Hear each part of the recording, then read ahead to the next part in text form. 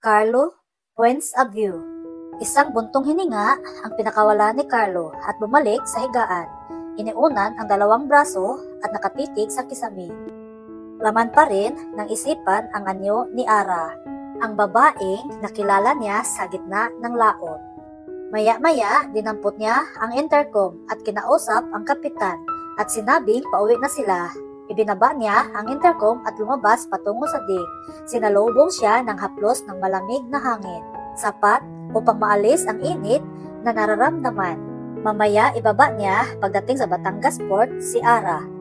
Subalit may bahagi ng dibdib niya ang tumututol sa gusto niyang mangyari. Hindi siya makapaniwalang may mararamdaman siyang panghihinayang kung sakaling maputol na sa pagdaong sa pier ang pagkikita nila ni Ara. Since meeting Ara, he felt that something in him was transformed, and he did not know why it seems this young virgin scared a hell out of him. Naintriga siya sa babae, and definitely he was attracted to her. The attraction was physical, walang duda sa bagay na iyon. But there was something else, something too powerful to be leveled desire. Ara points of view. Namamanaag pa lang ang araw sa likod ng mga bundok na natatanaw ni Ara sa ibayo ng karagatan, ay maaga pa rin siyang nagising. Iniwanan niyang tulog ang kanyang tiya sa cabin nila. Gusto niyang salubungin ang pagsikat ng araw, wondering what a new day would bring. Isang buntong hininga ng panghihinayang ang pinakawalan niya. Mamayang makapananghali, nasa port na sila. And what now? Doon na ba matatapos ang pagkikilala nila ni Carlo? May pait siyang nararamdaman na gumuhit sa dibdib niya. If she could make a wish, just one wish, she would stop the time. I-freeze yun at manatili siyang naroroon kasama si Carlo. She smiled sadly. Sana'y naging iba ang sirkumstansya ng pagtatagpo nila ni Carlo. Sana'y naging kapitbahay na lang nila ito. Tahimik siyang pinagmasdan ni Carlo. Nang pumanhik si Ara sa dig a couple of minutes ago, ay hindi nito napuna na naroon lang siya sa bahaging madilim sa likod ng pusting pinagkakapitan ng staysail. Gusto sana niyang ipaalam dito na naroon siya, kung hindi lang sa pagnanais niyang tahimik na pagmasdan ito. His senses were full of her.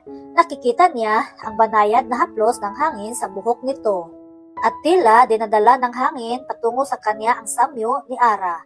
She smelled of rose water and of powder and more verdant scents that was uniquely her own. And she still wore his jacket. He groaned inwardly, wishing he were that jacket. He moved without any sounds and walked towards her. Napalingon si Ara nang maramdaman ang presensya ni Carlo. Carlo! Hindi sumagot si Carl. Sa halip ay nilagay ang forefinger nito sa ilalim ng baba niya at itinaas iyon. Napabuntong hininga si Ara nang madamdaming nakatingin si Carl sa kanyang mga mata. Arabella. He spoke her name and it sounded sweeter than music. Then Carl's arms went around her. With a swift motion, Carl put his mouth over hers. Sa bilis nito'y hindi nabigyan si Ara ng pagkakataong makapagprotesta. Kung gusto man nga niyang magprotesta. She revealed the feel of him on her lips, his breath sweet around her, and his warmth stealing into her bones. She could feel her nipples had tightened, pressing against the soft fiber of her cotton blouse. Then her tongue touched his, and the kiss between them took on a life of its own. Their mouths meshed together perfectly. Ara's kiss was chaste, but there was a seductive quality to it. Napaungol si Carlo. Hinapit siyang mahigpit, and he hardened. Ananid ang uring hindi pa nito nararamdaman kailanman, welled up inside of him for more. Every muscles, every fiber of Carl's being urged him to lift her in his arms, rip her blouse off, and snap her pants and bury himself deep inside her. His hand moved to her breast and cupped it. Ara moaned deliciously. She was lost and would have given him more. kung hindi sa biglang pag-uga ng yate na nagpabalik sa matinong kaisipan ni Ara. Napasandal sa barandilya si Ara habang si Carlo ay nananatiling nakatitig sa kanya. His heart was racing, but he had never felt desire of that force. Dinama ni Ara ang mga labi na namamaga na dahil sa halik ni Carlo. You drove me wildly, usal ni Carlo.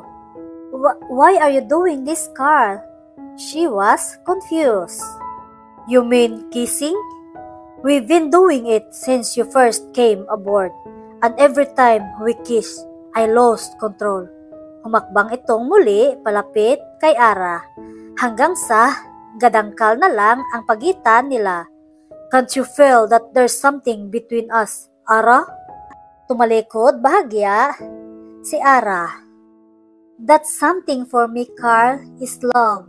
I must be falling in love with you, she said softly, her eyes meeting his gaze. If there was a flicker of surprise in Carlo's eyes, ay naitago niya yon kay Ara.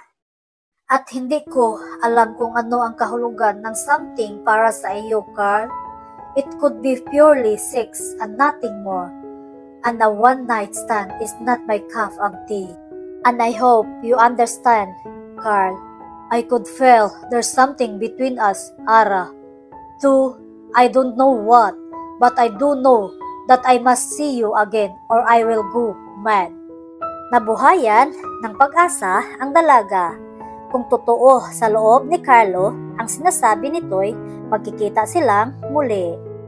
Then, that something must be madness, Carlo. She smiled.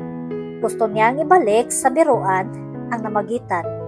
Tama nang malamang maaari pa silang magkita. Madness? Oh yes. Sang-ayon nito at nagbuntong hininga.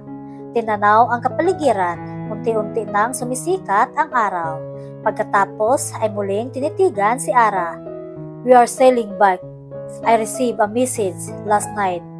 May pupuntahan akong meeting bukas. Nakita ni Carlo ang panghihinayang at pagtutol sa mga mata ni Ara. He smiled and ran the pad of his thumb across her lower lip. I will see you again, Ara. Will you really? May pag-asam niyang tanong. Bago pa makasagot si Carlo, ay narinig na nilang pareho ang mga yabag ng tsinilas ng tiya ni Ara. He pulled her and stole a kiss. I promise. At muli siyang pinakwalan. Later, I have a surprise for you. Oh, what is it? She asked curiously. It would not be a surprise if I tell you now.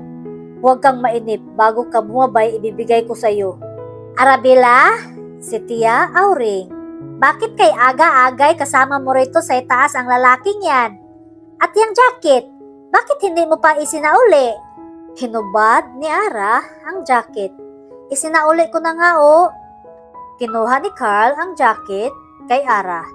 Magandang umaga ho, Tia Auring. Ani ni Carl at tinanguan ang matanda habang lumalakad patungo sa hagdanan. Hihintayin ko ho kayong pareho sa almusal. Tinal si Thorn, tinala nito sa ilong ang jacket. Inhaling her scents na tila nagiging pamilyar na sa kanya. This is yours, Ara. Ara expelled a long breath nang makita ang sorpresa ni Carlo sa kanya. A very expensive Nikon camera with equipment that was worth thousands and thousands of pesos. Speechless si Ara sa regalo ni Carlo. Humakbang siya patungo sa dining table kung saan nakapatong ang equipment. Buong paghangang sinuri ang kamera. Muling napasinghap nang hawakan ang autofocus zoom lens. Iyon lang mismo ay napakamahal na. Do you like it? Tanong ni Carlo. Hindi nito kayang ipaliwanag ang kasiyahang nadarama na makita ang katuwaan at kislap sa mga mata ni Ara.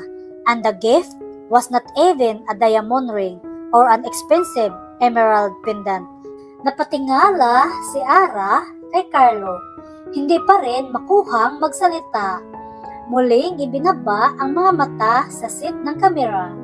humugot ng marahang paghinga. It was a dream come true. Hindi sila nagkikahos pero hindi nila kayang bumili ng ganoong uri ng kamera. And Carl was giving it to her for free. She gazed back at him. I can't accept it. What? Si Carlo, kumunot ang noo. Thank you, Carl, she said softly. Pero sorry, hindi ko matanggap ito, Carlo. There was a surprised look on his face. But why? Because it is so expensive. Men do not give expensive things to women unless they are true friends. Tinapos nito ang sinasabi niya. Then added meaningfully, or if there's something special going on between them. He gazed at her confused face and said softly, Carlo, wala akong hinihinging kapalit. Ara, bukal sa loob kong ibinibigay sa iyo yan. A gift for sailing with me. I honestly enjoyed your company. Kayo ng tiya mo sa akin. And he smiled. Your aunt is a novelty. The only female that was not taken by my charm. But you can't give this camera as a gift to me. Dahil lang nag-enjoy kang makasama ako sa loob ng ilang araw.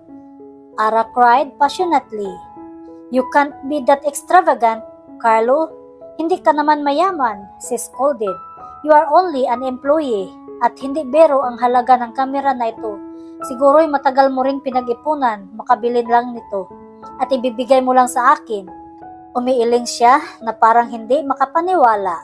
Declared his truth twice. Actually, isinanla lang sa akin yan ng kaibigan ko ng mura dahil si Kanhan na rin nabili niyan. Hindi na tinubos sa akin at wala naman akong hilig sa pagkuha ng mga larawan. Besides, napakakomplikado ng kamera na iyan. Tama na sa akin ang isang handy camera at mayroon na ako. For a long time ay hindi kumibo si Ara. There was longing in her eyes as she again surveyed the camera equipment. It did not look old to her, o baka naman mahusay lang gumamit ang mga naging may-ari. I'm sorry, pero hindi ko pa rin matatanggap, Carlo, she said softly at tumingala rito. But I want to use this camera to capture your friendship on film. Then kapag nagkapera kami ni Itay ay bibilhin ko sa iyo ang kamera na ito sa halaga ng pagkakasanla sa iyo. She dimpled at him. Carlo seemed to have lost for words. Sa kauna-unahang pagkakataong nagbigay ito sa isang babae na tinanggihan. Ang isang bahagi niya ay gustong makadama ng disappointment sa pagtanggi ni Ara because he honestly wanted to give her the camera. At ang kabilang bahagi naman ay nagagalak sa pagtanggi nito. Hey! Untag ni Ara dito. Okay. 2:00 na ng hapon nang makarating sa Kalapan ang yate ni Carlo. Tinulungan siya ni Carlo na ibaba sa speedboat ang camera. I only want to take the ship's pictures. Please ask the captain to sail slowly to the northwest. I left instructions, Rin. Ani ni Carlo na tinapik siya sa braso. His hand would have lingered kung hindi nito narinig na tumikim si Tia Auring. He knows what to do. He started the engine at ilang sandali pa'y mabilis nang tumakbo ang speedboat patungo sa daungan nila, kasabay din ng unti-unting pagtataas ng anchor. Pagdating sa daungan ay iniwan na sila ni Tia Auring at nauna na itong umuwi. She was so excited, both with the camera and the chance to take the ship's picture. Hey! Relax! Amused na sabi ni Carlo at tinulungan siyang ayusin ang tripod sa malalaking tabla ng pantalan. The ship might move farther, Carlo, at baka hindi ko makuhanan ng tama, aniya. Then loaded the camera with the high-speed color, which Carlo provided. Bago siya sumilip sa kamera, ay muli niyang tinanaw ang karagatan. Gusto niyang matiyak na walang makaalbala sa pagkuha niya ng litrato sa yate. And she had the view of the sun balanced on the edge of a shimmering magenta sea. The whole world had turned burning gold and shade of purple. Pagkatapos ay binaling niya ang paningin sa yating dahan-dahang naglalayag. She caught her breath. The sailing ship was sweeping before the wind tulad sa isang higanting uwak. She rushed to the camera, intent on the image that was forming her mind. Soon the ship would fly across the incandescent eye of the sun. Paulit-ulit walang sawa sa pagkuha ng litrato si Ara. Sa bawat paggalaw ng yati sa kanyang mabagal na paglalayag. Pagkatapos ay nilingon niya si Carlo. Tinitigan niya ito ng matiim na tila noon lamang nakita. Hey! Bakit ganyan kang makatingin? Nalimutan mo na ba talagang narito lang ako and was surprised to see me here? He asked, a slight sarcasm in his voice. Ara's heart hesitated for a moment. Pagkuway humugot ng malalim na paghinga at inipon ang lahat ng lakas ng loob at lumapit dito. Then he started unbuttoning his shirt. What are you doing? Manghang tanong nito. Taking off your shirt. Help me. Malapit nang mawala ang araw. Napakurap si Carlo. Then relaxed beneath Ara's hand. Puno ng anticipation ang ngiting sumungaw sa mga labi. Gumanti ng ngiti si Ara. Pagkatapos ay nihagis ang shirt ni Carl sa damuhan. Tumalikod at kinuha ang kamera sa tripod. Hindi ka pa tapos? Ani ni Carlo. Smiling like a pirate. I still have my pants on. Doon ka sa may haligi ng pantalan, Carlo. Itinuro niya ang haliging kahoy. Nagbuga ng hangin si Carlo sa pagkadismaya. Ara, I am not a very good subject. He stopped when he saw her eyes begging. He sighed and followed her instruction. Nagmamadaling kumuha ng larawan si Ara. Subalit, bago maubos ni Ara ang huling shots, ay kumilos sa kinauupuan si Carlo at hinapit ang mga binti niya at hinila siya. Tumawa si Ara at nagpaubaya. She was laughing as she let herself slide down his body and ended up sitting on his lap. Akala ko'y hindi ka na matatapos. Are you okay? Carlo asked gently. Inalis ang kamera sa kamay niya at ibinaba iyon sa kahoy. Tired but ecstatic, I could not wait to run to my dark room. Her tired eyes gazed him, and she said softly, Thank you, Carlo. I'll give you a copy. Carlo placed a finger under her chin and raised it to him. I'm pretty sure you've made a very good shot, Serene.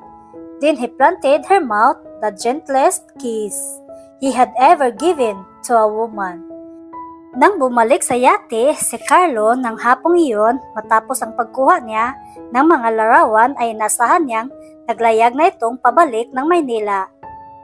But he surprised her by appearing at her doorstep the next day, on his hands bunches of roses and varieties of color.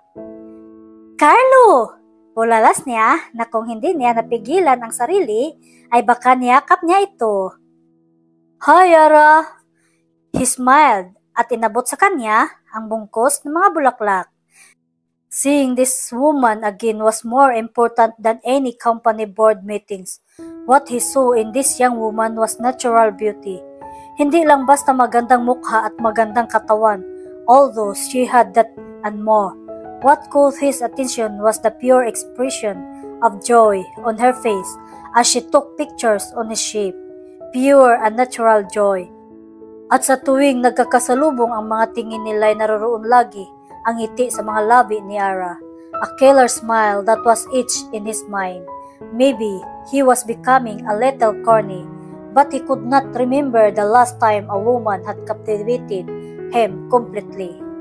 I thought you sailed back yesterday. She could not contain the excitement in her voice. Sabi mo'y may meeting sa department mo. I miss you. The meeting could wait. Do you miss me too? Am I supposed to? Kahapon lang tayo naghiwalay. She teased him. Don't you? Yeah, I guess I miss you too. Did not I tell you I must be falling in love with you? Kaya natural lang na mamimiss kita, di ba? Carlo smiled at the chickiness in her voice. Isang tikim sa likuran ang nagpalingon sa kanila, ang ama ni Ara. At bago pa na ipakilala ni Ara si Carlo sa ama ay nauna nang magsalita si Carlo. Humakbang ito papasok at inilahad ang kamay at ipinakilala ang sarili. At nang magsimulang mag-usisa si Dincio tungkol sa pagkataon ni Carlo, ay pinagpasalamat ng huli ng mangyakag si Ara na maglakad-lakad sila patungo sa pantalan.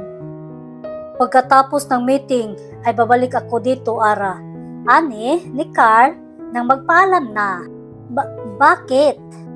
Itatanong pa ba yun? Of course, I want to see you again, Carlo. But you must know, I don't go for a fling. I know, Ara.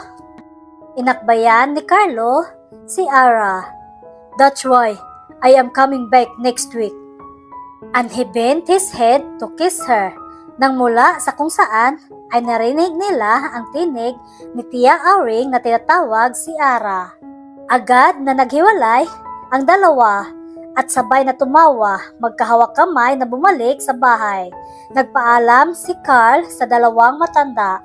Bago ito bumalik sa nakaparadang rented car, ay may dinukot sa bulsa at ibinigay kay Ara. Nakita kong wala kayong telepono. Wika nito at ang marahas na umiling, si Ara ay mabilis na idinagdag. Iiwan ko lang sa iyo. From now to next week, I will be calling you from time to time. At nakaprogram dyan ang dalawang numero ng telepono ko. Call me anytime. Tinitigan niya ang cellphone. Kinuha niya yon mula sa kamay ni Carlo at ngumiti. Makikipagkita ka ba sa Carlo na iyon sa pagluwas mong ito, Ara? Malakas na sabi ng kanyang ama. Hindi ko pa ho nakakausap si Carlo, itay. Kahapon pa walang signal ang cellphone at hindi naman ho tumatawag si Carlo. Tatawagan ko na lang siya pagdating ko sa hotel. Tiyak niyang magugulat si Carlo kapag nalaman nitong nasa Maynila siya. Ang sabi ng tiya mo'y magalang at well-behaved ang Carlo na ito. Muling pukaw ng ama niya sa pag-iisip ng anak. At hindi daw kinakitaan ni Ate Auring ng pakunwaring pakikiharap kahit na pinagsusungitan niya. Napangiti si Ara. Her aunt gave a fair observation and comment. Well, of course, hindi naman alam ni Tia Auring ang matatamis na pinagsaluhan nila ni Carlo. Pero ganun may, hindi natin lubusang kilala ang buong pagkatao ng lalaking ito, Ara. Nag-alalang muling sabi ng kanyang ama. At kung magkikita kayo sa pagluwas mong ito, nangangamba akong baka mapahamak kung hindi man masaktan, anak. Ang tatay talaga. Bakit naman ako mapapahamak at masasaktan? Isa pa, sabi niyo nga, ay mapangarapin ako. Impulsive most of the times. Pero wala pa akong ginagawang magdudulot ng kahihiyan sa inyo, itay. And I would not start now. Paniniyak niya sa ama. Hindi na umimik ang kanyang ama. Nasa Dusit Hotel ka? Gulat na wika ni Carlo nang makausap si Ara. Why? When?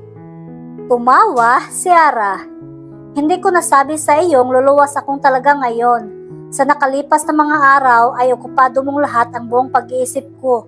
Not to mention my heart as well. Well, I'm glad about that, darling. There was teasing and yearning in his voice. I'll perish with curiosity if you don't explain fast why you are within my kissing distance. Pinadalhan ako ng imbitasyon ng kaibigan ko para sa isang 3-day seminar sa photography, Carlo. Habang nagpapaliwanag si Ara kung bakit siya naroon, ay nag-iisip na si Carlo kung paano sila magkikita. He wanted to see her.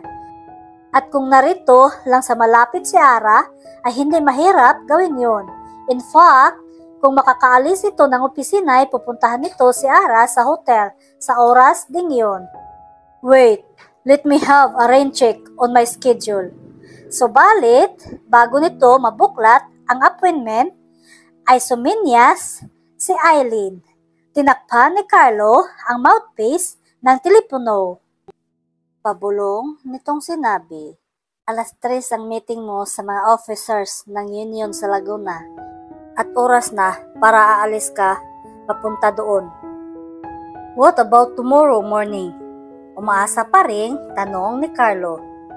"Checking signing bukas ang payroll, but you are free in the afternoon until 4:30. You will be meeting the lawyers about CBA at 5:30 in Club Filipino kasama si Kuya." Napabuntong hininga si Carlo. Pagkatapos ay inalis ang kamay sa mouthpiece. "Hey, sweetheart, kailan magsisimula ang seminar mo?"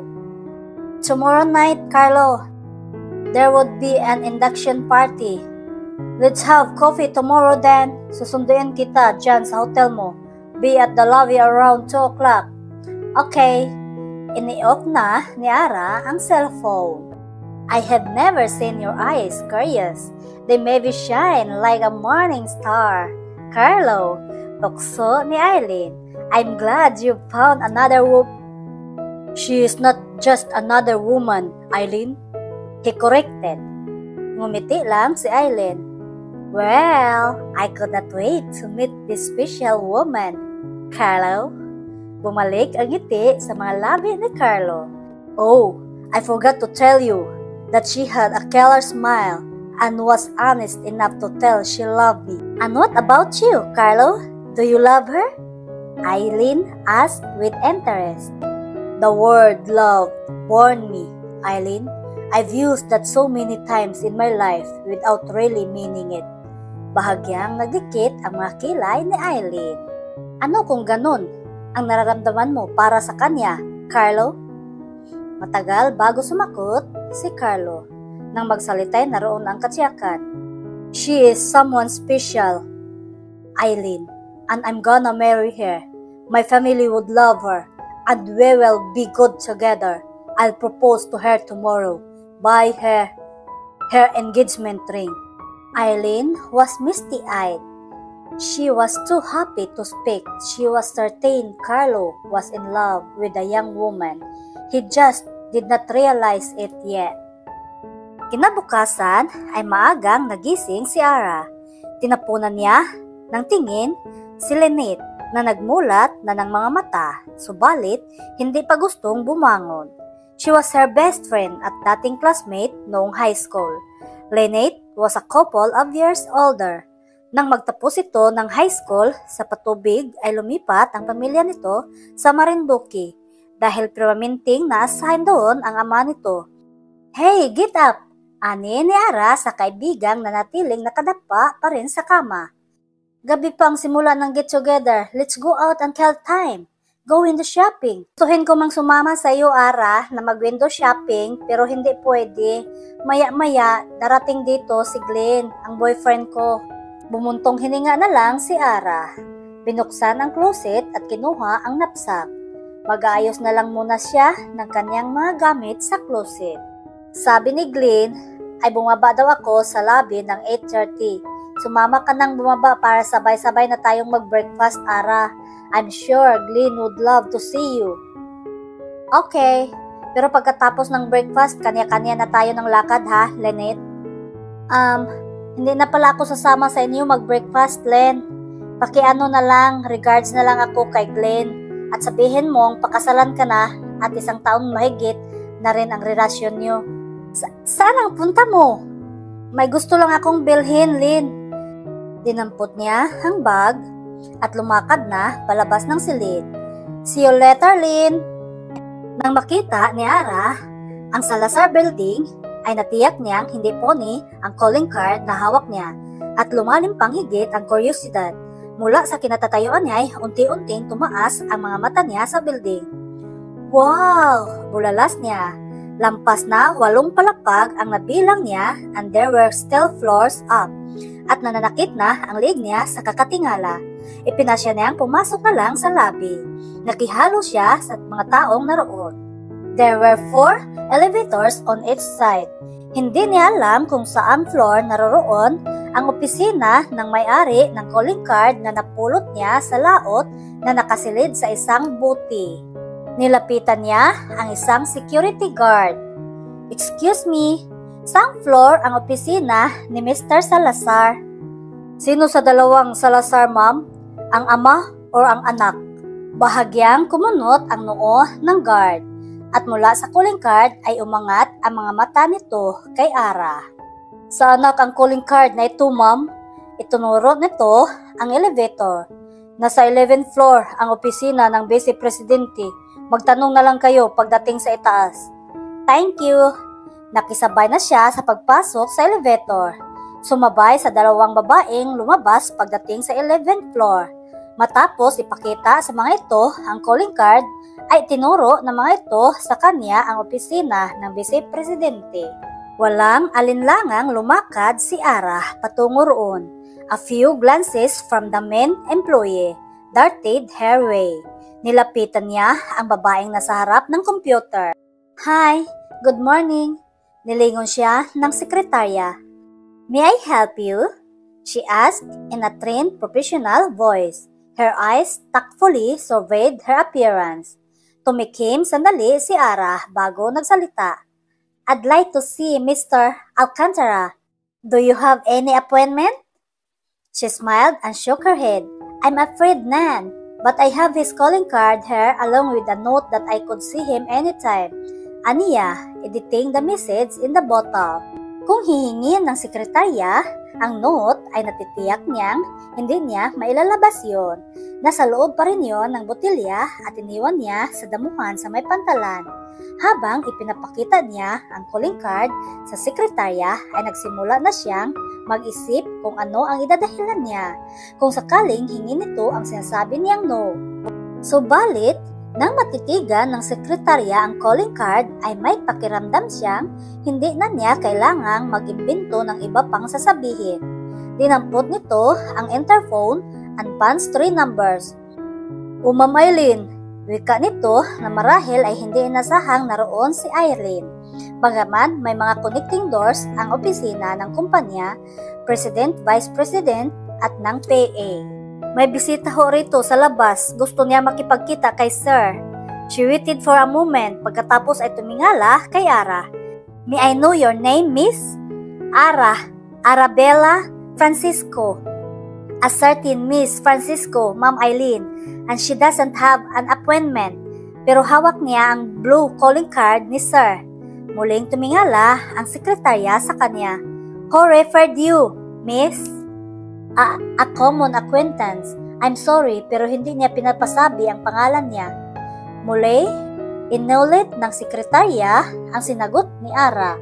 May ilang sandaling nakinig sa sinasabi sa kabilang linya bago ibinaba ang interphone. Hinarap nito ang dalaga. "Ikinalulungkot ko, miss, pero gustong malaman ni Mr. Nahinto ito sa pagsasalita nang bumukas ang pinto ng boss. Parihong natuon doon ang mga mata nilang dalawa. Mula roon ay lumabas ang isang matangkad na babae na sa tingin ni Aray nasa mid-30s nito. "Sino ang gusto makipagkita kay Carlo, Carmen?" Tanong nito kasabay ng paglipat ng paningin kay Ara. A little frown appeared on her forehead at tulad ng sekretarya mataktikang pinagod nito ng tingin si Ara. Then a friendly and accommodating smile appeared on her coral lips. Humakbang ito patungo sa kanya. "Hello, I'm Eileen. May sadya ka kay Mr. Salazar?" Si swallowed. Good morning." Sandaling nalito ang dalaga. Hindi agad nakahagip ng sasabihin. Ano nga ba ang sadya niya sa opisinang iyon? At sa kauna-unahang pagkakataon mula nang matagpuan niya ang bote na naglalaman ng mensahe at calling card ay bakit ngayon siya biglang tinakasan ng lakas ng loob? At ano ang isasagot niya kung igiit na malaman ng mga ito kung sino ang nagbigay sa kanya ng calling card? Now, she really was an idiot. Pagtatawanan siya ng mga ito sa sandaling sabihin niya kung saan galing ang calling card.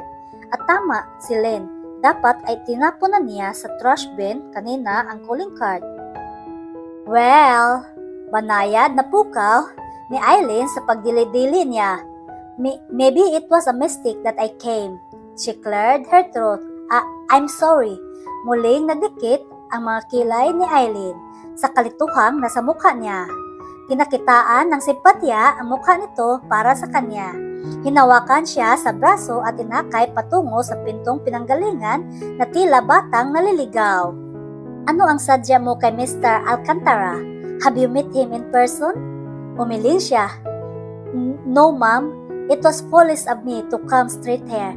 I'm applying for a job. Sinabi niya ang unang alibi na pumasok sa isip niya. Perhaps it was better if I went to the personnel. I see. Pero narito ka na, sabi ni Carmen ay may ipinapakita kang blow calling card ni Mr. Alcantara. Who gave it to you? Bago pa nakasagot si Ara, ay nasabungad na sila ng nakabukas na pinto at mula sa kinatatayuan niya ay natanaw niya ang taong sadya niya in dark blue suit, nakayuko sa malaking executive desk at may isinusulat. Sa likod nito'y tinted glass wall na nakatanaw sa buong syudad. Nag-angat ng mukha si Carlo. Stretched his body lazily. Sino ang gustong kumausap sa He stopped in mid-sentence. Bahagyam ikinukurap ang mga mata. Umaasang dinadaya lamang siya ng kanyang mga paningin. He fought to believe na hindi si Ara ang naroroon. He must have longing to see her desperately. Carlo? Nanlaki ang mga mata ni Ara. Sa pagkabangha, mabilis na itinaas ang calling card at binasang muli ang pangalang nakasulat doon. Si Alcantara. Si ang ibig sabihin ay abbreviation ng Carlo. Muling umangat ang tingin niya rito. Ikaw ang si Alcantara na nakalagay dito sa calling card? Her eyes wide in disbelief. Even as the world shattered around him, Carlo gave her credit for the act of surprise. She was very good. If she were an actress, she could win an award for her performance. Isang tikim ang pinakawalan ni Eileen. Kung galit lang ang nakikita nito sa mga mata ng pamangkin ay hindi ganong iindain ni Eileen. What she saw along with Forey was pain. Magkakilala kayo? Tanong ni Eileen na ang tingin ay pinaglipat-lipat kina Carlo at Ara. But I thought you said you have not met him, wika ni Ara. Hindi ko alam na siya ang si Alcantara na nakalagay sa calling card. She stepped back instinctively nang tumayo si Carlo. Mula sa kinauupuan nito na tila ba susugurin at sasaktan siya nito, bagaman hindi ito umalis mula sa likod ng executive desk. At nakita ni Carlo ang ginawang paghakbang patras ni Ara at ang bahagyang takot na nagdaan sa mga mata niya. Satisfaction filled him. Good. At least, alam nitong totoo ang takot na nakikita nito sa mga mata niya. Meet Ara, Eileen, ani, ni Carlo sa nag-iigting na mga bagang, his voice as cold as his eyes.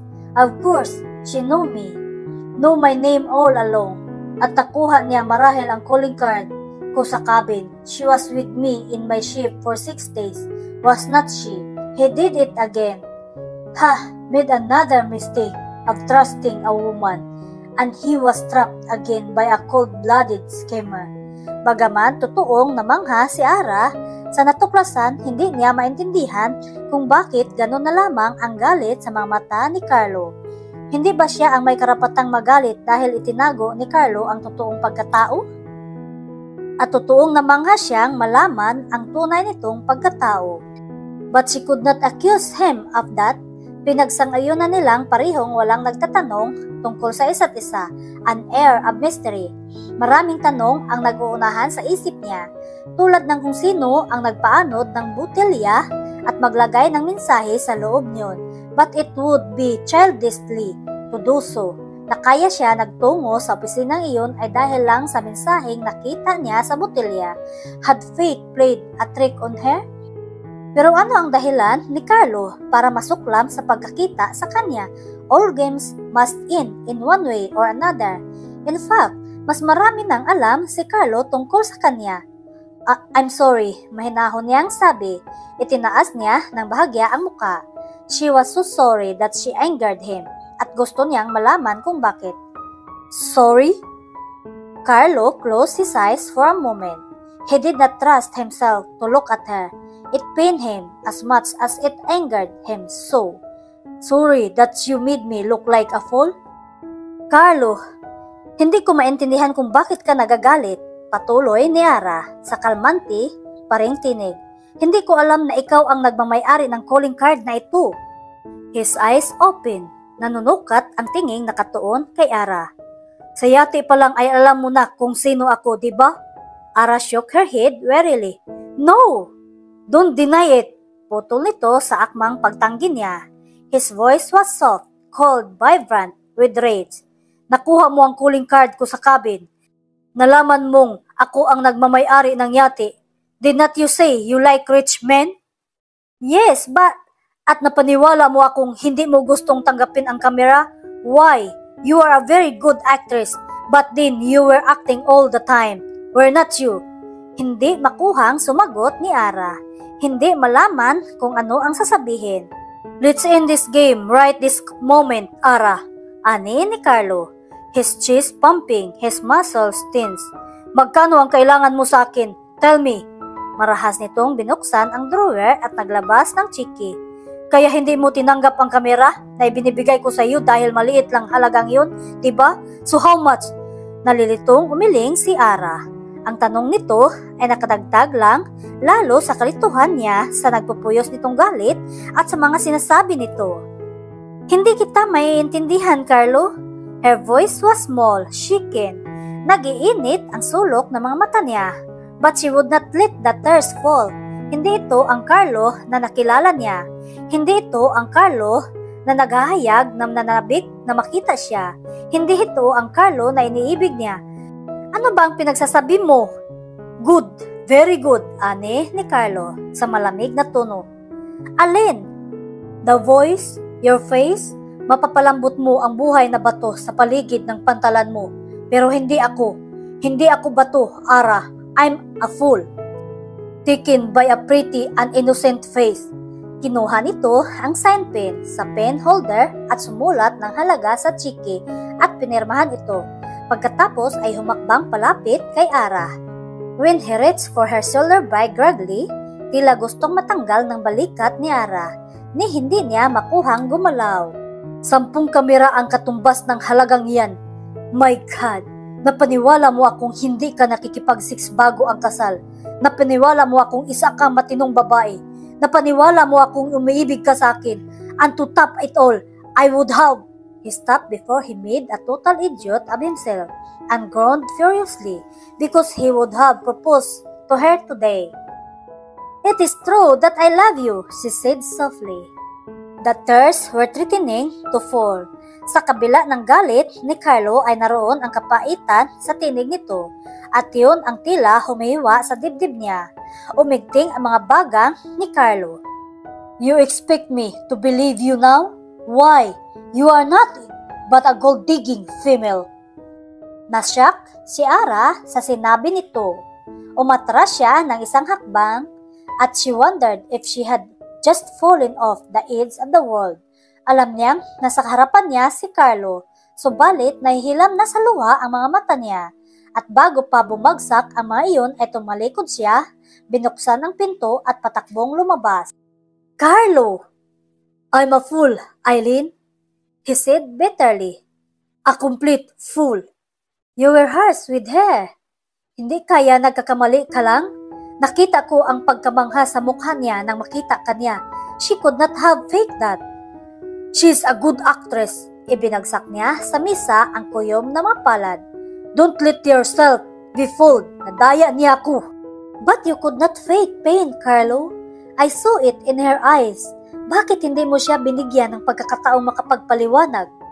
Nasa kanya ang lahat ng pagkakataong makapagpaliwanag. Wala siyang sinabi sa mga akusasyon ko sa kanya. Hindi ba? Sa halip, pinakitaan niya ako na tila siya maiyak. Why? Why she make a stone cry? Puno ng kapaitan ang dibdib nito. Hindi malaman ni Eileen ang sasabihin. Natitiyak ni Eileen na puso ni Carlo ang labis na napinsala. Nang mawala sa silid, si Eileen ay huminto sa ginagawa si Carlo. Sinapo ng mga palad ang mukha. Hindi niya matiyak kung kaya niya ang sakit ng dibdib na nararamdaman niya dahil kung pabalik si Ara at humingi ng tawad sa kanya, hindi niya maipapangakong hindi niya ito papatawarin. Kaninang tumakbo palabas si Ara, gusto niya itong habulin. Gusto niyang sabihin ditong, sana'y hindi na lang ito nagpunta sa building. Sana'y patuloy na lang siyang pinaniwalang hindi siya nito kilalang totoo. Sana'y patuloy na lang itong nagkunwari. He loved her so much and he was willing to give her the world and his name. With a pain in his heart, binuksan niya ang harapang drawer. Mula roon ay kinuha ang isang kahita. Habang patungo siya sa meeting kahapon ay natusan niya ang sekretarya na tawagan ang isang kilalang jewelry store sa Makati. Kinausap niya ang manager upang magpadala ng iba't ibang klaseng engagement ring. First hour in the morning sa penthouse. Sweet, innocent, and lovely, Arabelle. But he was wrong. Damn her! Damn her!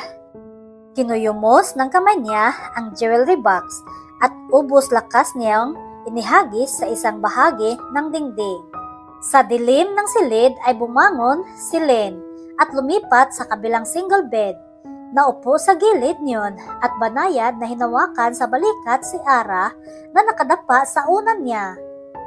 Hindi ako tulog, Ara, banayad nitong sabi. Tulad din ng hindi ako tulog kagabi nang mag-iiyak ka sa buong magdamag. I'm sorry kung napuyat kita, sabi ni Ara na humihikbi pa rin. Hindi mo ako napuyat, Ara.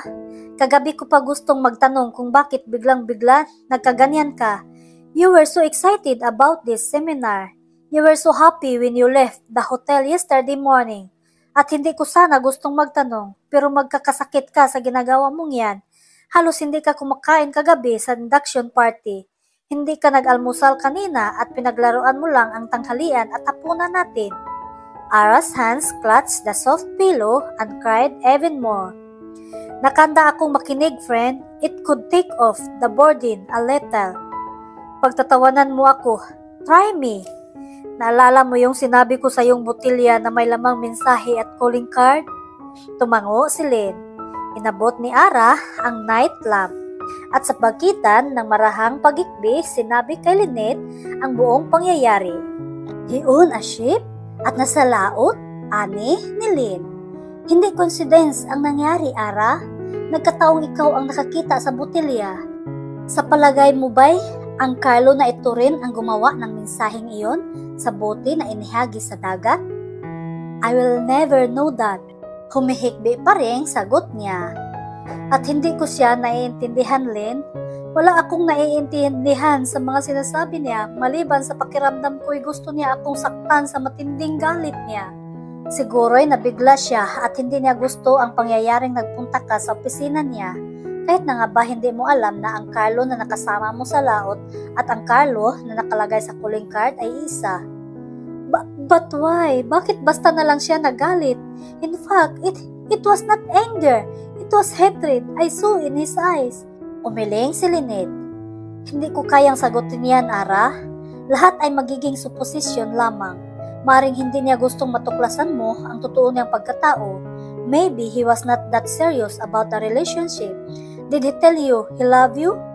Umiling si Ara. Not in so many words. You are beautiful, young, and gullible, Ara. At nagkagalit lang kayo ng boyfriend mo. And mean like him, eat young woman like you for breakfast. At gusto niyang manatiling laro lamang ang relasyon ninyo.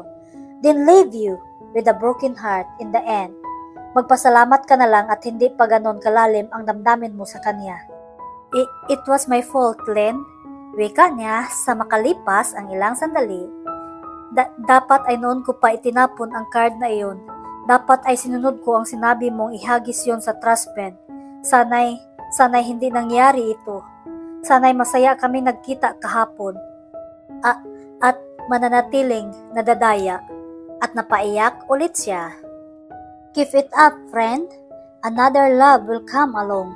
Someone very special. Hindi na siya sumagot. Inabot niya ang night lamp at pinatay iyon. Isang araw ay nagulat si Ara nang pag-uwi niya galing sa bayan.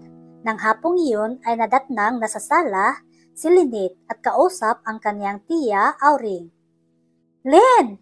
Bulalas ni Ara. Nilapag ang bag sa sofa at naupo sa tabi ng kaibigan. "Kanina pa ako dito naghihintay sa iyo." "Ano ang nagpatawid sa iyo sa dagat para puntahan mo ako, Len?" May dinukot si Lynette sa bag at ibinigay sa kanya. "Ano ito?"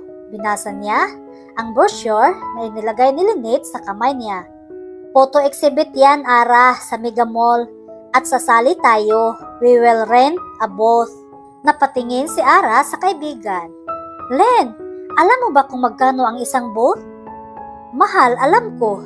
Pero hindi ganun kamahal kung paghahatian nating dalawa. And it's worth the expense, Ara." "Pero wala akong bagong kamera, Len." "You don't need to take new pictures, Ara. Nasabi mo sa akin noon, kinuhanan mo ng picture ang yate ni Carlo, di ba?" "Oo, nasa darkroom pa rin ang rolyo ng film." "Sapat na yun. You used his camera. At may tiwala ako sa kakayahan mo, friend. I saw some of the photos na kinunan mo noong college tayo. It was good." "Kinabahan ako, Len. Baka magmukha lang tayong katawa-tawa roon." "Oh, shut up, Ara. I will arrange everything. Padalhan mo ako ng express mail kung kailan ka luluwas, okay? Are you sure this is good idea, Len?" "Be positive, Ara. Now get to work. Huwag kang magmukmok. Aalis na ako."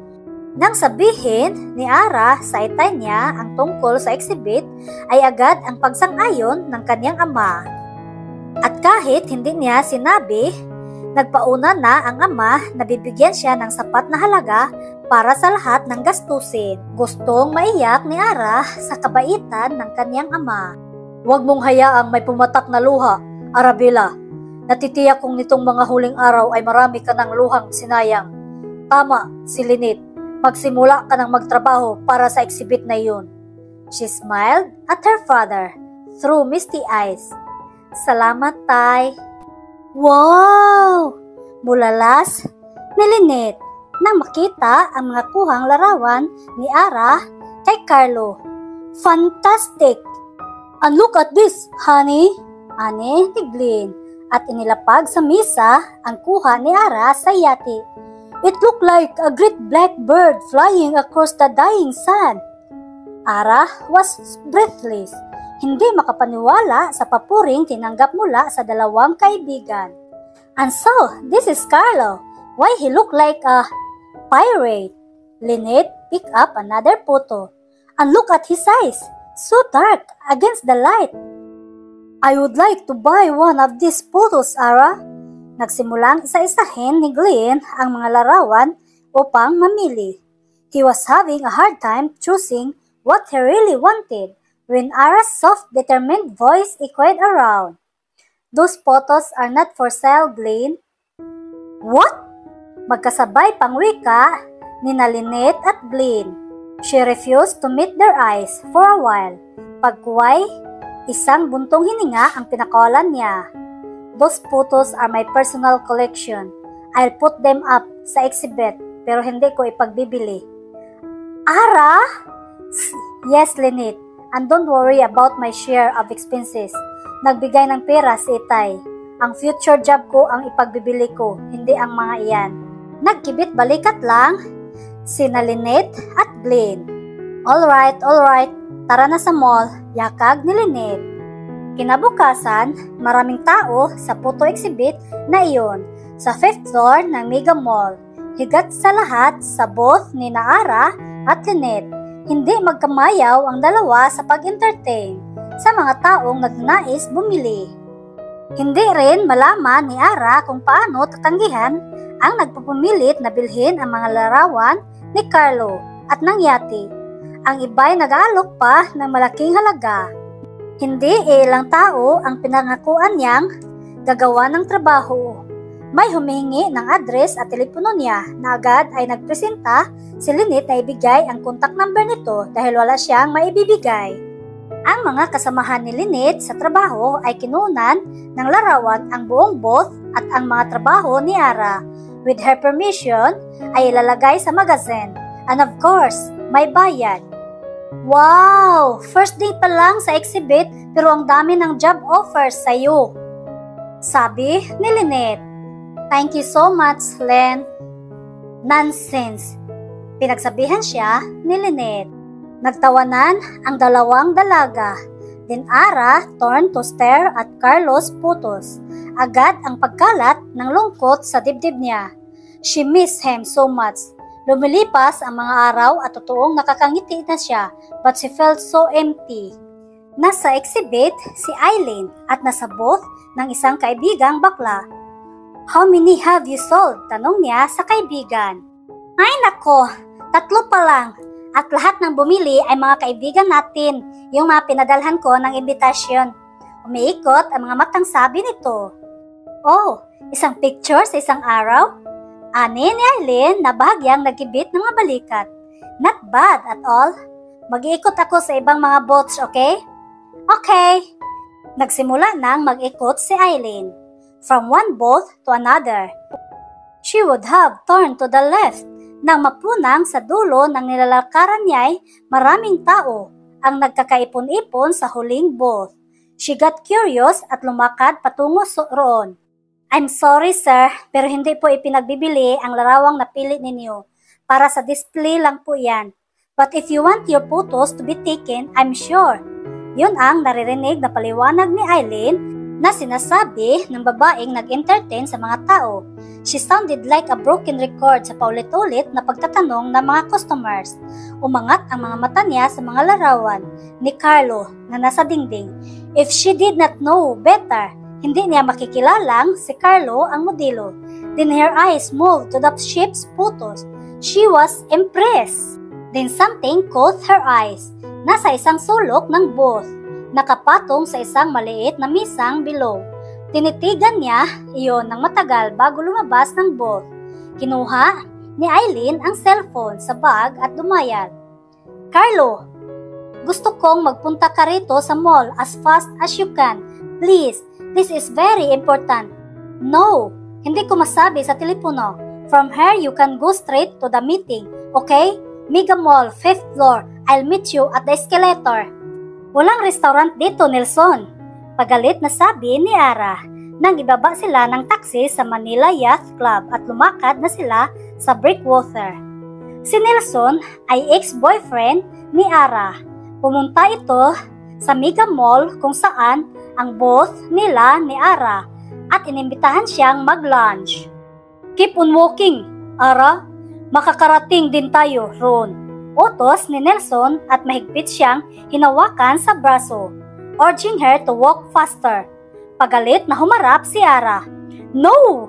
Babalik na ako at hindi mo ako kailangang ihatid sa mall and you can forget about the lunch, Nelson. Subalit, hindi binitiwan ni Nelson ang braso niya at hinaklit siya pabalik. Huwag mo akong piliting gumawa ng hindi mabuti, Ara. Hindi ko gustong gawin iyon. Sumama ka ng mahusay. But she stood her ground. Ano ang ibig sabihin nito, Nelson? Hindi totoo manananghalian lang tayo, hindi ba? Hindi ko gustong gawin sa iyo ito, Ara. Nelson said with a sigh. Kung pumayag ka lang na ibalik natin sa dati ang lahat, sana hindi nangyari ito. Nanlaki ang mga mata ni Ara sa narinig. May kabang bumundol sa dibdib. Nagpalingalinga siya. Puno ng mga pribadong yate at sasakyang pandagat ang magkabilang paligid ng Breakwater. Alam din niyang may mga tao ang ilan sa mga yating yun. Don't ever think about it. Banta ni Nelson na nababasa ang kinikilos niya. Hindi ako mangingiming gamitin sa iyo ang baril na ito, Ara. Mangingat nitong iniangat ng bahagya ang polo shirt at ipinapakita sa kanya ang baril na nakasukbit sa biwang nito. Napasinghap si Ara. Nanlaki ang mga matang nakatitig pa rin sa may biwang ng lalaki kahit na naibaba na nito ang polo shirt. Hindi si Nelson ang gagawa ng ganito. Oo, may kahambugan si Nelson pero hindi niya malubos maisip na kaya nitong gawan siya ng masama. Sige, lakad! Utos ni Nelson na nagpagpitlag sa kanya. Giniya siya nito pababa sa isang hagdanang bato. Sa ibaba sa tubig ay napapagitnaan ng dalawang yate ang isang malaking speedboat at may lalaking nakatayo sa labas niyon. Bumulong si Nelson nang makitang nakatingin siya sa lalaki. Kung wala kang pagpapahalaga sa buhay mo, think about your father. Marahas na nagangat ng paningin si Ara. Nawalan ng kulay ang mukha. Ano ang ibig sabihin nito, Nelson? Subalit ngumisi lang si Nelson. May dinukot sa bulsa ng pantalon. Tinawag ang lalaki sa ibaba at nagbigay ng ilang dadaanin. Nagpasalamat ang lalaki at tumakbo na papanik sa Breakwater. Ano ang ginagawa mo sa tatay, Nelson? Walang mangyayari sa tatay mo kung susunod ka sa lahat ng sasabihin ko sa iyo, Ara. Pero kung hindi, sadya nitong ibinitin ang sinabi. Isang tawag ko lang. Bang! Isinampa siya sa speedboat. Pinaupo siya sa isang sulok. Bakit mo ginagawa ito, Nelson? Tanong niya sa gumaragal na tinig. Nagsisimula nang bumangon ang takot sa dibdib niya, takot para sa ama at sa sarili. Maraming bisis kitang sinuyo pero tinanggihan mo ako. Binigyan mo ako ng kahihiyan sa mga magulang ko at sa ibang tao. Hindi lang ang pamilya ko ang nakaalam tungkol sa lalaking kasama mo sa pantalan. Ang konsolasyon doon ay wala na uling nakakita sa lalaking yon sa atin. Napaniwala ko ang mga magulang kong modelo mo ang lalaking yon. He started the engine. He was my model and you are right. I have never seen him again after that. Naniniwala ako sa iyo pero siya ang dahilan kaya nanlamig ka sa akin. Hindi dahil papasok ako sa politika.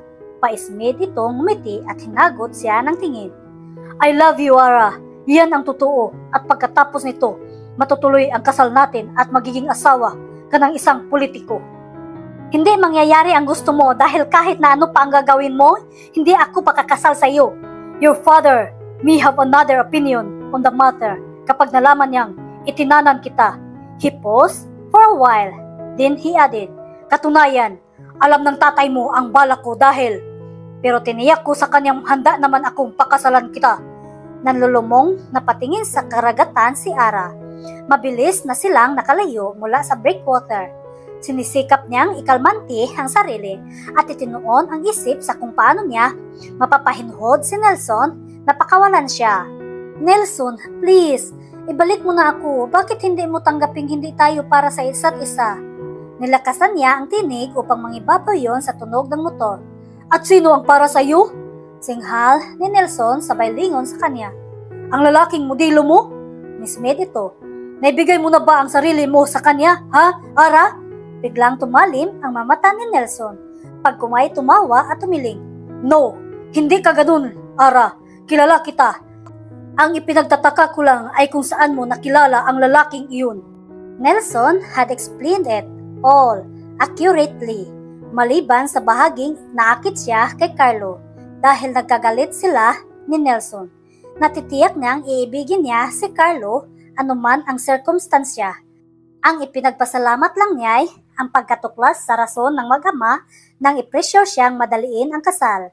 Natuklasan niyang wala siyang pag-ibig dito. Nag-init ang sulok ng mga mata ni Ara. Binuksan ang shoulder bag at tinukot ang panyo. Kasalukuyan niya yung nilabas nang lingunin siya ni Nelson.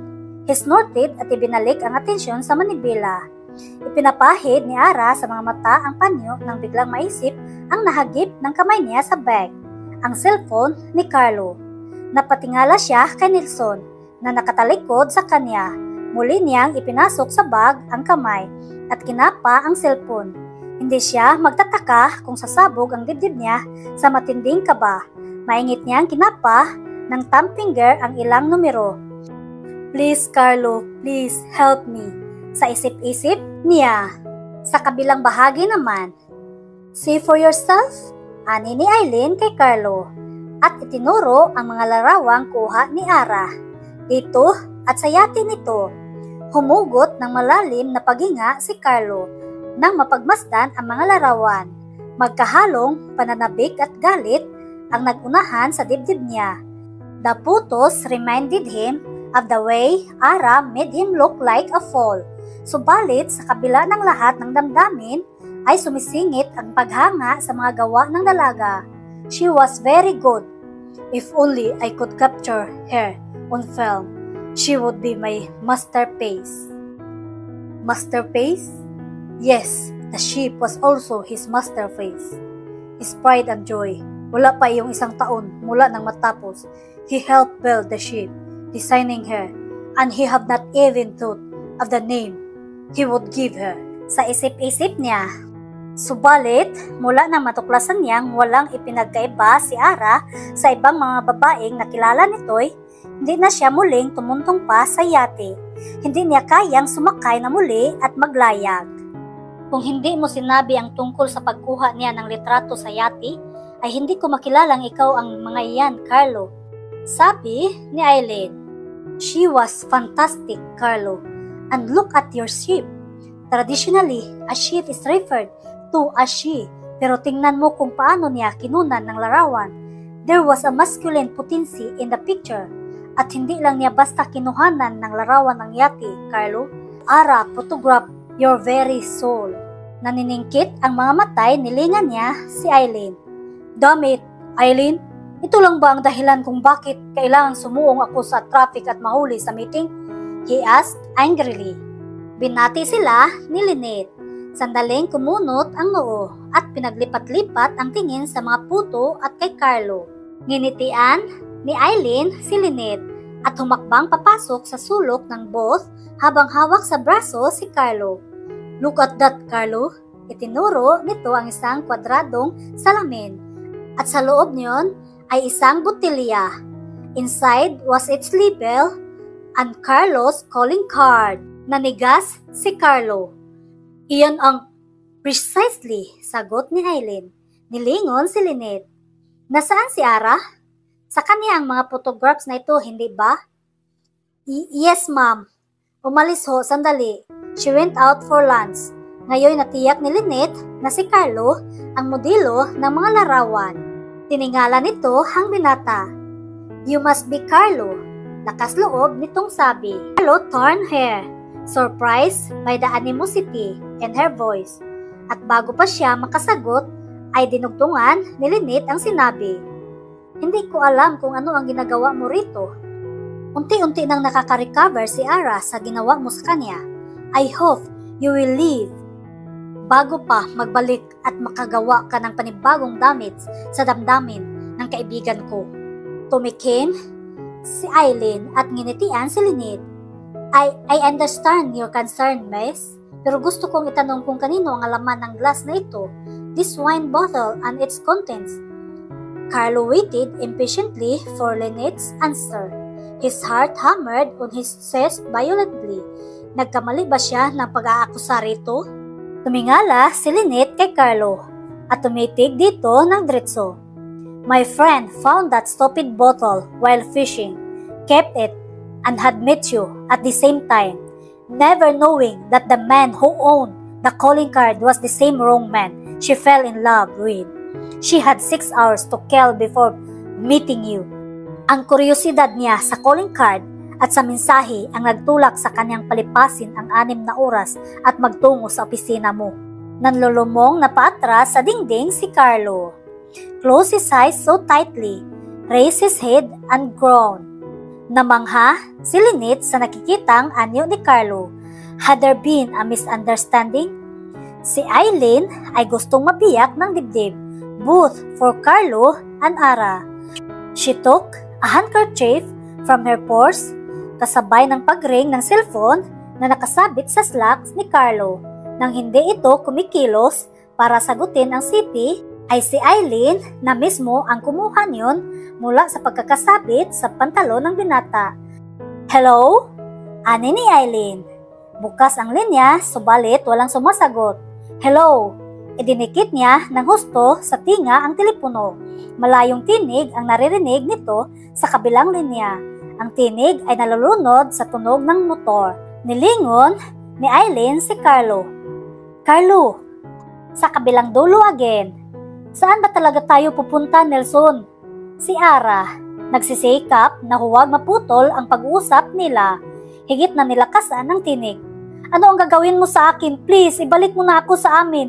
Hindi ako pakakasal sa iyo. Shut up! Paulit-ulit yang sinasabi mo para kang sirang plaka. Labag sa batas ang ginagawa mo, Nelson. This is kidnapping. I'll marry you. There will be no scandal. Titiyakin yun ng tatay mo. Hindi siya papayag na masira ang pangalan ninyo, lalo na sa posisyon niya. Besides, bahala si Daddy sa legal na aspeto. Sa kabila naman, Carlo, listen to this please. Pakiusap ni Eileen. Lagaslas ng tubig, motor at mga tinig ang naririnig ko. Subalit, hindi tumitinag sa kinatatayuan si Carlo. Nilingon ni Eileen si Lynette na naupo sa isang selya. Where's Ara? Sino ang kasama niya? Kasama niya, ang ex-boyfriend niya. Bigla na lang lumitaw dito at niyaya siyang kumain. Hindi sana gustong sumama ni Ara but I urged her to. Hindi nito natapos ang pagsasalita. Carlo moved and snatched the phone from Eileen. Hello? Hello? Si Ara, na mga sandaling iyon, ay palihim na inilabas ang telepono habang patuloy na nagsasalita at pagsulyap-sulyap kay Nelson. Sinulipan niya ang telepono at alam niyang may sumagot na sa kabilang linya. Gustong sumabog ng dibdib niya sa matinding kaba, mabilis niyang idinikit sa tinga ang telepono. Kasabay ng pagkarinig niya sa tinig sa kabilang linya'y gustong lumingon, si Nelson na nalaki ang mga mata at binitiwan ang manibela. Help me! Oh please help me! Subalit hindi niya natapos ang sasabihin.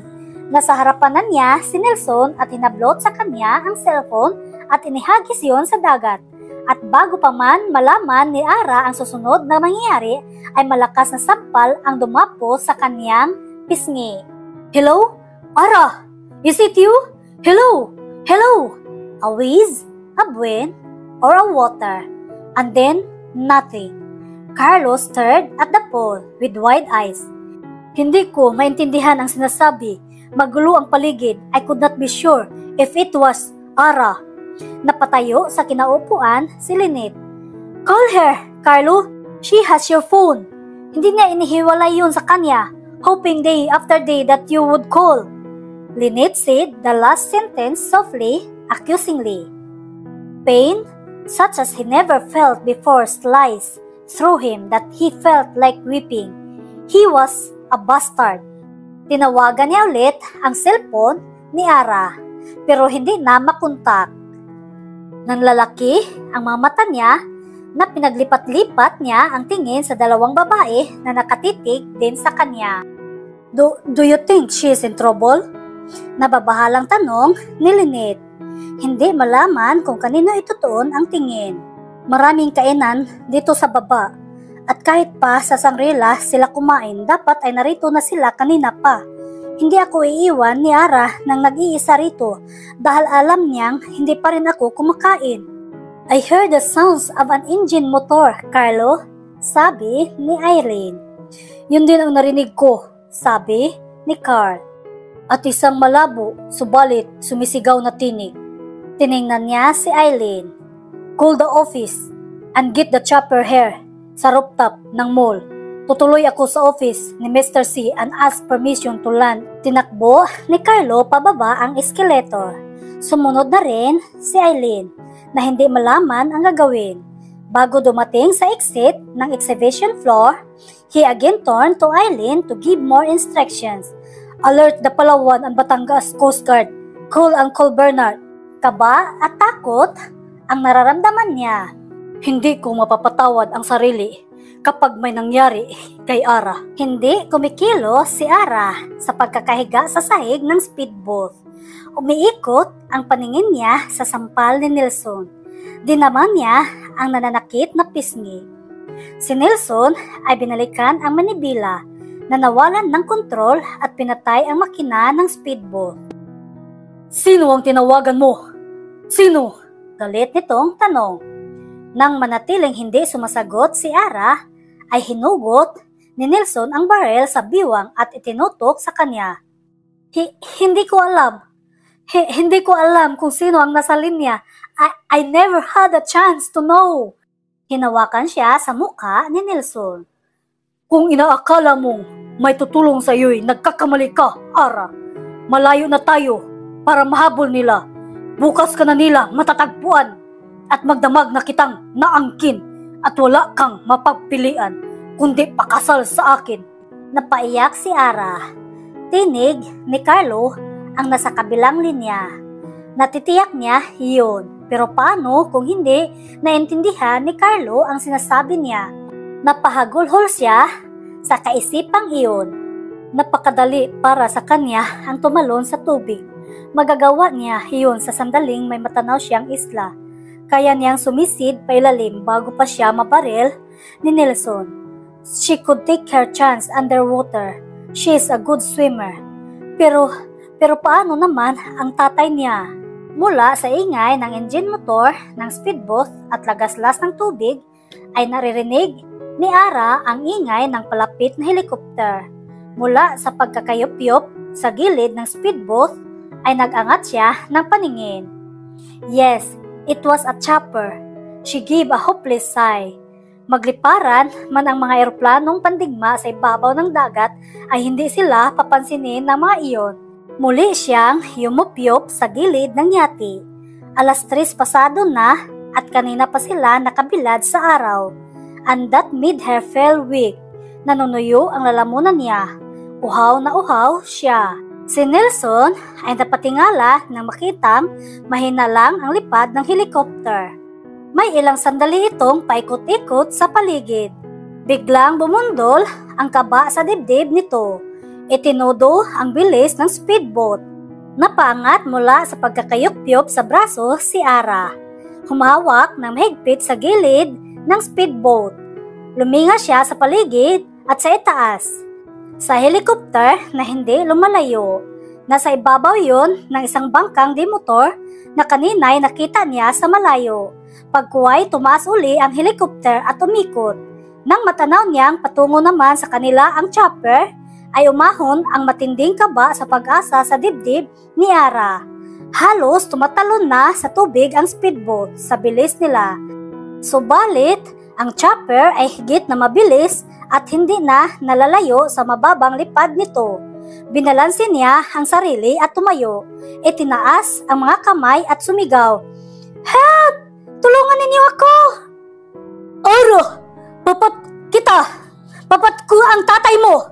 Si Nelson, napuot siyang nilingon. Patuloy sa mabilis na pagtakbo ang speedboat. That's it! Hiyaw ni Carlo nang makitang umangat mula sa speedboat ang isang basaherong sakay nito. Ibaba mo pa ng kunti, utos niya sa piloto.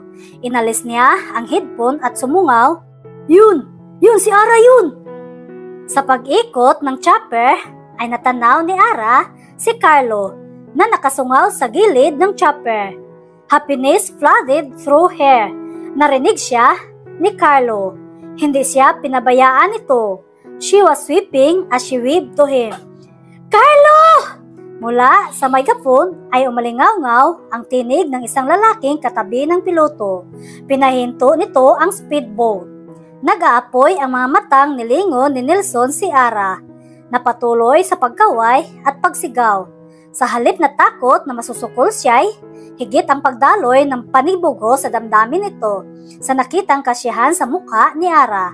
Sa pagkakatingala sa lalaking iyon, unti-unting humina ang takbo ng speedboat. Kasabay din niyon ay ang paghugot nito ng barel mula sa biwang. Mula sa itaas ay tila huminto sa pagtibok ang puso ni Carlo sa nakitang ginawa ni Nelson. He shouted in panic, "Oh no, Ara, look out! Ara!" Hiyaw ni Nelson sabay taas ng barel. Napalingon si Ara ni hindi niya nakuhang matakot. Nilamon ng ingay ng chopper ang tutok ng baril ni Nelson. Ara swayed, napahawak sa gilid ng yati at pagkatapos ay bumagsak siya sa tubig. Sumigaw si Carlo. Kasabay niyon ay ang pagtalon nito sa tubig mula sa chopper. Si Nelson ay manghang tinitigan ang baril sa kamay. Pagkatapos ay binitiwan ito. Wala sa sariling sumungaw sa tubig. Fear in his eyes nang makitang pumula ang tubig sa bahaging binagsakan ni Ara. Ara, hindi ko gustong gawin yun. Tinatakot lang kita. Hindi kita sasaktan. Hindi na niya napuna ang dalawang palapit na speedboat sakay ang mga Coast Guard. Nag-alala ang mga magulang ni Carlo dahil hindi pa siya kumakain or natutulog man lang. Parehong nakatuon ang mga mata sa salamin sa loob ng ICU ng Makati Medical Center. Walang makapagpaalis kay Carlo doon mula nang idating sa ospital si Ara. Mahigit ng 23 oras ang nakaraan. Ang tanging sandaling hindi nito nakita si Ara ay nang nasa operating room ang dalaga. Sa isang pribadong silid ng ospital ay naroon si Tia Auring na nagkaroon ng mild attack nang malaman ang nangyari kay Ara. Naroon din si Densyo, ang ama ni Ara. Parehong nag-alala ang mga Alcantara dahil alam nilang kung may masamang mangyari kay Ara, it would devastate Carlo the most. Carlo points of view. Please fight, Ara. Please. Carl whispered hoarsely. Don't do this to me, please. He held her hand and took it to his lips. Give me a chance to tell you how much I love you, Ara. Pagkuway, nagangat ng muka. Tinitigan ang walang kulay na muka ni Ara. Damn it, Ara. I'll never forgive you if you die on me. Wake up, please, wake up. Muli siyang napasubsob sa kamay ng dalaga. His shoulders shook as he wept in agony. Isang nurse ang lumapit at halos pabulong na nagsalita. Oras na po ng gamot niya, sir. Tumuwid ang katawan ni Carlo. Wala sa loob na tumayo. Nakatuon ang paningin sa pagtusok ng nurse ng karayom sa tubo ng dextrose. Subalit blanko ang mga mata. Then a faint sound made him turn his head to Ara. He blinked twice. Muling banayad na umungol si Ara. Ngumiti ang nurse. Gaze at the handsome man beside her. She's going to be fine, sir. Tatawagin ko lang po ang doktor. Yakap ang mga binti, nakatitig sa dagat si Ara. Gayunmay, wala roon ang buong pag-iisip niya. 2 linggo na mula nang lumabas siya sa ospital at minsan lang niyang nakita si Carlo. Nang araw na magkamalay siya, she barely recognized him. Puno ng whiskers ang mukha nito, namumula ang mga mata, and she was certain there were tears lurking behind his eyes. Welcome back, sweetheart. Iyon ang narinig niyang sinabi ni Carlo. He smiled and held both her hands and took it to his lips. Then she remembered feeling so sleepy and went back to sleep again. Umaasa siyang pagising niyang muli, naroroon ito. Subalit, ang itay niya ang namulatan niya ng mga mata at sa sumunod na mga araw ay walang Carlo na dumating sa kabila ng pag-asam niya. Subalit, araw-araw ay nagpapadala ito ng bulaklak. Nang lumabas siya ng ospital, maaari na siyang magtayo ng flower shop. Sinabi ng kanyang itay sa kanya na sumuko ng mahusay si Nelson, na hindi totoong pati ito'y pinakidnap ni Nelson. Natiyak nilang tinakot lamang nito si Ara. Gustong patawarin ni Ara si Nelson, subalit ang sabi ng amay, ipaubaya niya iyon sa batas. Sa loob ng mga sandaling magkasama sila sa speedboat ay paulit-ulit nitong sinabing iniibig siya at naniniwala siya roon.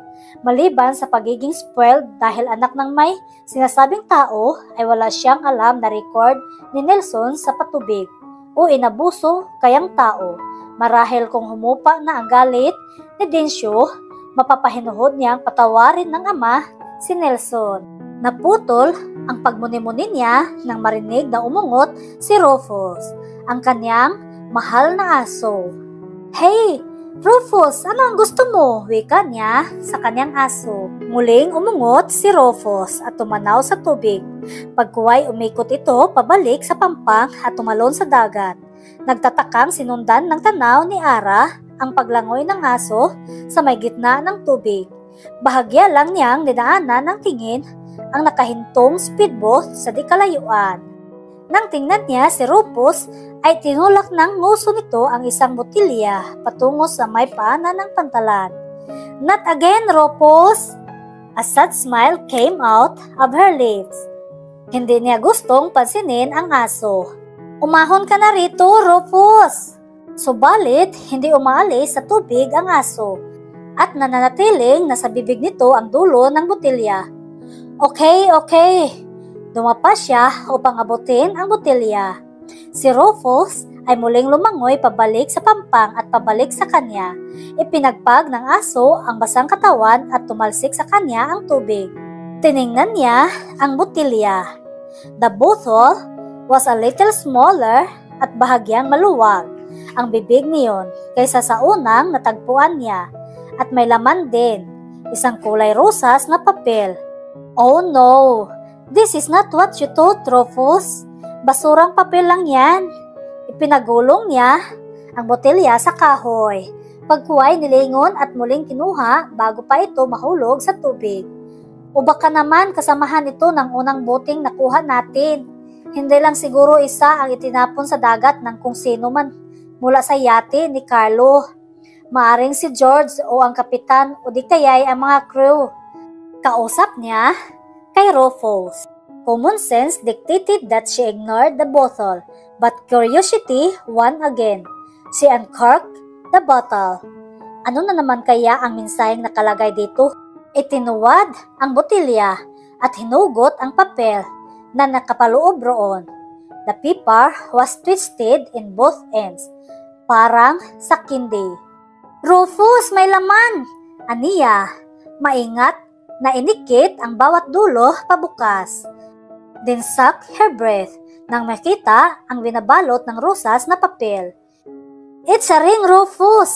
Bulalas niya at nilingon ang aso. A white gold Tiffany, and it looked real. Sinipat niya ang singsing. Kumislap ang bato niyon sa liwanag ng pabalubog na araw. Sinong luko ang naglagay nito sa botelya? Kausap pa rin niya sa aso. Guilty as charged. The deep and husky voice made her turn harshly. Carlo? Mabilis na tumayo si Ara, clasping the ring in her pounding chest. Hindi niya malaman kung iiyak o matatawa. She was foolishly gaping at him. I'm not dreaming, are not I? She whispered. He smiled tenderly. Come, sweetheart, let me put the ring on your finger.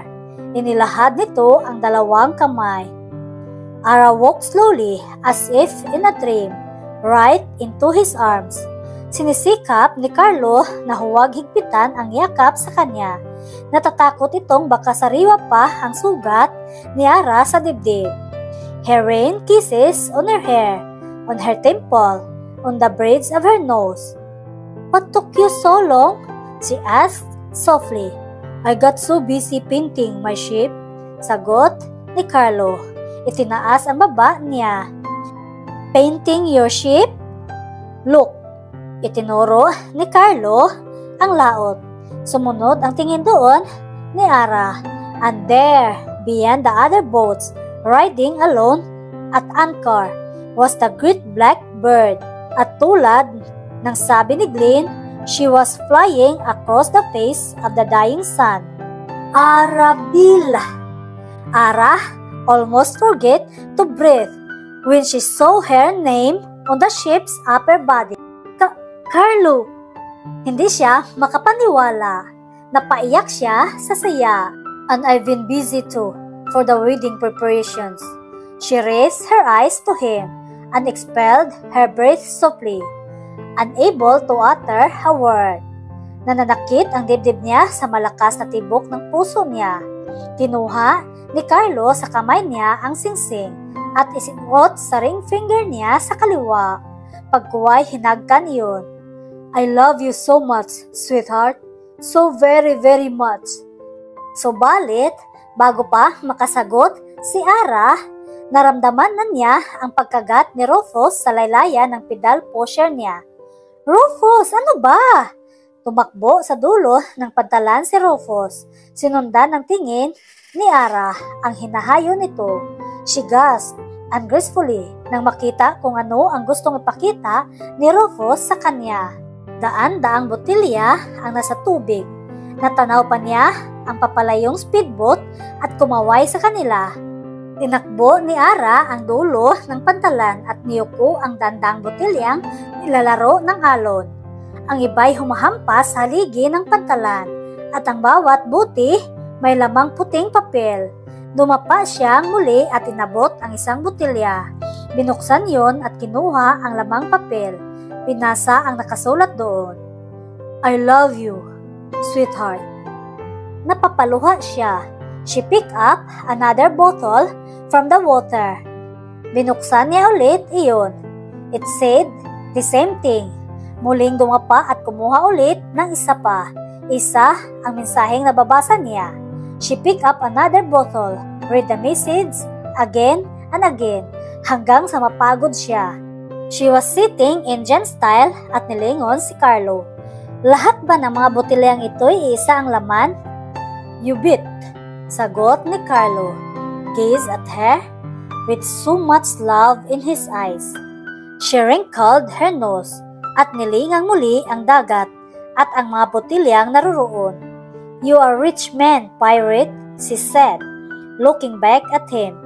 Kung tig-100 piso ba naman ang nilagay mo sa bawat bote, baka nakuha mo pa ng husto ang atensyon ko.